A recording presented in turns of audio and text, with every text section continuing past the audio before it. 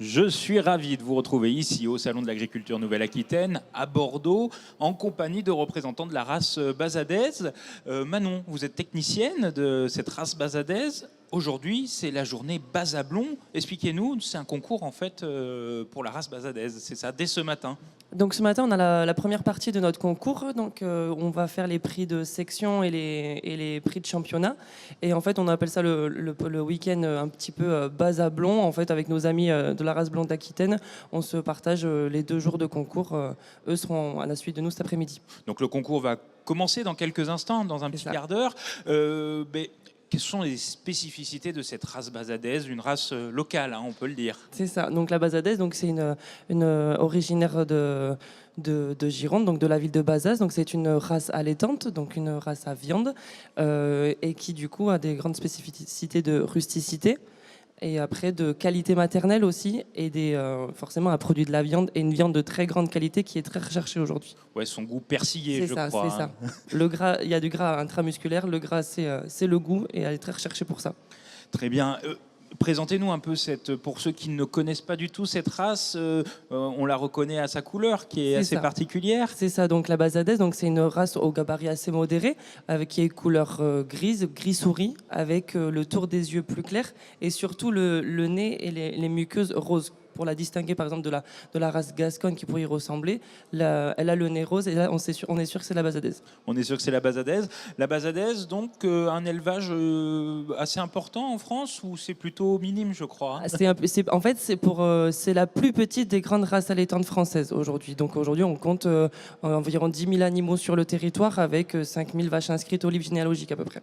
Et là, justement, sur le concours basadé, on a combien de bêtes en compétition, d'animaux en compétition? Donc là, on aura donc 14 élevages présents, avec 54 animaux et des veaux aussi.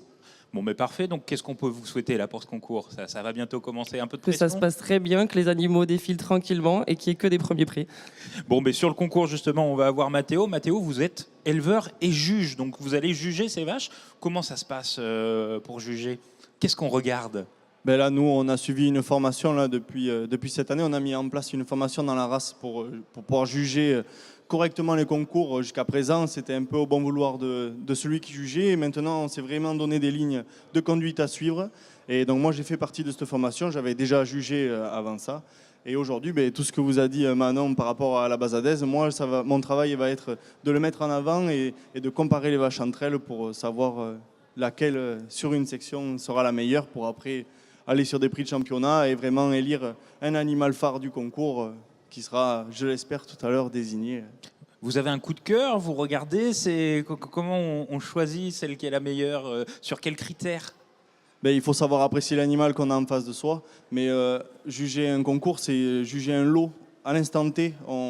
Même sur des animaux jeunes qui vont grandir, et on voit en les regardant que des petits défauts vont s'annuler par la suite, mais on juge le concours aujourd'hui, et il faut avoir un œil vif et direct sur l'instant T pour sélectionner vraiment, trouver des petits détails qui vont faire que cette vache est meilleure que celle-ci, et les mettre en avant et surtout bien expliquer pour qu'on soit compris derrière. Et vous êtes juge, vous êtes éleveur aussi de basadaise, mais là, vos vaches ne sont pas en concours, je suppose. Non, là, les vaches ne sont pas en concours. Le fait de juger, on ne peut pas avoir les vaches, forcément, même si il faut rester professionnel, il pourrait y avoir des mimiques. Hop, je mets la mienne devant. Non, mais vous n'êtes pas comme ça. Vous êtes non.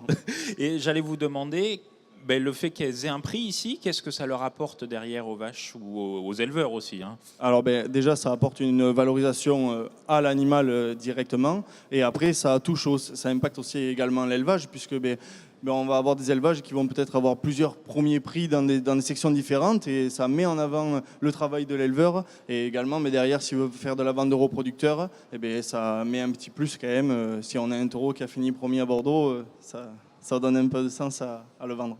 Oui, et maintenant vous allez me confirmer, pour les éleveurs aussi, c'est essentiel de se retrouver dans ce cadre-là, hein. Ça donne une belle ambiance, c'est ça? C'est ça, les éleveurs sont très, très demandeurs aussi de ça, de se retrouver. C'est des moments qui sont très, très conviviaux, et du coup ils sont très heureux aussi de se retrouver. C'est des gens aussi qui certaines fois se voient qu'aussi qu'en concours, et sont très contents de pouvoir comparer aussi leurs animaux, leur génétique, et après de se retrouver pour fêter ça. Pour fêter ça et parler aussi avec le grand public, c'est Aussi parler, présenter la race, parler aussi du monde agricole, aussi des pratiques mises en place, etc. etc. Et puis faire connaître encore plus cette belle race. bon, mais parfait. Mais moi, je vais vous souhaiter un bon concours. Merci beaucoup. Il va Merci commencer beaucoup. dans quelques C'est ça. instants. Et nous, on se retrouve pour une nouvelle émission sur agriweb.tv.